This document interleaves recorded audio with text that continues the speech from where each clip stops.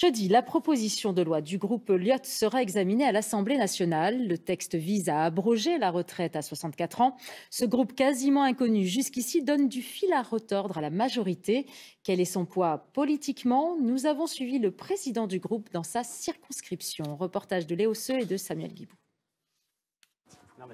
Peu connu du grand public, le groupe Lyot et ses députés ont beaucoup gagné en notoriété avec leur combat contre la réforme des retraites. Bonjour, ça va? C'est bien ce que vous faites, M. Pancher. Bertrand Pancher, Bonjour. député de la Meuse depuis 2007, est à la tête de ce groupe. Ce jour-là, de passage dans un lycée de sa circonscription, le sujet retraite n'est jamais très loin. On va peut-être pas avoir le même avis, donc c'est pour ça. On va faire du chamboule tout. Non, même pas, c'est pas polémique. Je souhaite simplement aux gens de pouvoir prendre leur retraite, qu'ils soient pas trop pressés d'y arriver, hein. Ça va arriver, c'est tout. Dans la rue pour manifester, à l'Assemblée pour tenter de faire chuter le gouvernement.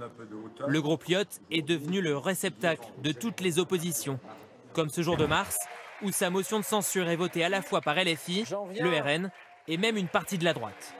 Leur porte-voix, Charles de Courson, 7 mandats au compteur, un moine soldat de l'Assemblée. Nous avons déposé cette motion de censure car vous avez clairement détourné l'esprit de la Constitution. Une motion qui échoue à 9 voix près. Le groupe Lyot, un assemblage hétéroclite de 21 députés venus de la gauche et de la droite, avec pour certains des ancrages forts en Corse et en Outre-mer. Ils ont décidé de se rassembler avant tout pour des questions pratiques. Pour pouvoir avoir effectivement les temps de parole nécessaires. Ça fait partie du jeu quelque part, si on veut exister d'une façon ou d'une autre. Et le patron des députés Lyot n'en doute pas. Dans son bureau, une photo avec Elisabeth Borne, c'était une époque où je pensais qu'elle allait être à l'écoute. En bas, ce gouvernement-là va tomber. La première ministre n'a plus aucune légitimité. Il va falloir que je change le cadre. Changer de cadre justement. Une fois le combat des retraites passé, le défi pour ces députés sera de trouver d'autres combats communs pour continuer à exister.